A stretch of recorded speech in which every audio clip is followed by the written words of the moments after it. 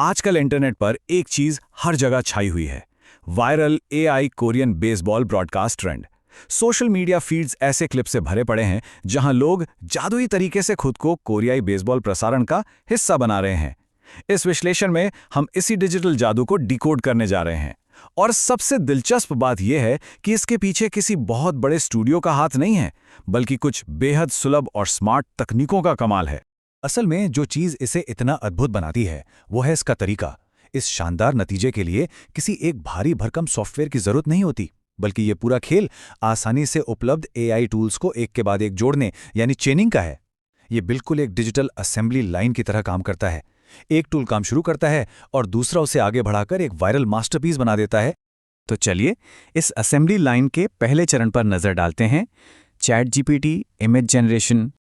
ये पूरी प्रक्रिया भले ही एक शानदार वीडियो पर खत्म होती है, लेकिन इसकी वास्तविक शुरुआत एक साधारण स्थिर तस्वीर से होती है। सबसे पहले चैट जीपीटी खोलकर उसमें जेनरेटिव प्रक्रिया शुरू करने के लिए एक बेस फोटो अपलोड करनी होती है। उसके बाद आता है सबसे अहम हिस्सा, एक विशिष्ट डिस्क्रिप्शन प्रॉम्प्ट। ट्यूटोरियल के डिस्क्रिप्शन में मिलने वाला ये प्रॉम्प्ट एआई के लिए एक सटीक निर्देश की तरह काम करता है। बस इसे पेस्ट करना है, कुछ मिनटों का इंतजार करना है और चैट जीपीटी एक बिल्कुल नई एआई जनरेटेड तस्वीर तैयार कर देता है। इस तस्वीर को सीधे डिवाइस की गैलरी में सेव करना है और बस पहला पड़ाव पार हो गया। अब आगे बढ़ते हैं और देखते हैं कि यह कैसे आकार लेता है। हमारा दूसरा चरण है cling AI animation. Chat GPT ने अपना कमाल दिखा दिया है, लेकिन असली मजा तो वीडियो में है ना? यहीं पर दो अलग अलग एआई टूल्स के बीच एक हैंड ऑफ होता है। उस स्थिर तस्वीर में जान डालने के लिए ऐप स्टोर या प्ले स्टोर से क्लिंग एआई नाम का एप्लीकेशन डाउनलोड किया जाता है। ऐप खोलकर एआई वीडियो जनरेशन विकल्प को चुनना है और वही फोटो अपलोड करनी है जिसे अभी अभी चैट जीपीटी से सेव किया था। अब मोशन जोड़ने के लिए एक दूसरा प्रॉम्प्ट डालना होता है। जैसे ही जनरेट पर क्लिक होता है, ये टूल उस तस्वीर को एक शानदार गतिमान वीडियो में बदलना शुरू कर देता है। लेकिन हर सिक्के के दो पहलू होते हैं। चलिए अब एक वास्तविकता की जांच करते हैं, फ्री टियर बनाम सब्सक्रिप्शन। ये सब सुनने में जितना आसान लगता है, इसकी कुछ व्यावहारिक सीमाएं भी हैं। इतनी सारी मेहनत, प्रॉम्प्ट्स को कॉपी पेस्ट करना और दोनों ऐप्स को सेटअप करना, इन सब के बाद अगर कोई बिना पैसे दिए फ्री टियर इस्तेमाल कर रहा है तो आउटपुट कितना मिलता है? सिर्फ 5 सेकंड। बिल्कुल सिर्फ 5 सेकंड का वीडियो।